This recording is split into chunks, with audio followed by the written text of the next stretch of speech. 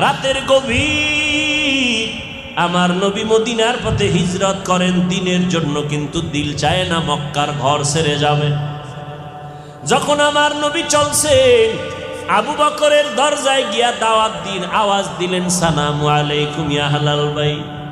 ঘরের থেকে রাতের বেলা রাস্তে আওয়াজে আবু বকর বলেন লাব্বাইক ওয়া সাদাইকা ইয়া রাসূলুল্লাহ, আমি হাজির।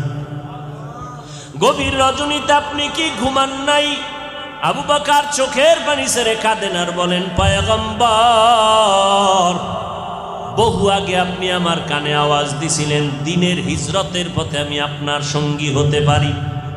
আল্লাহর জাতের কসম, দিনের বেলা যত ব্যস্ত থাকি আর কিছুই করি, রাতের বেলা দরজার কিনারায় দাঁড়াইয়া দাঁড়াইয়া নবীর অপেক্ষা করি।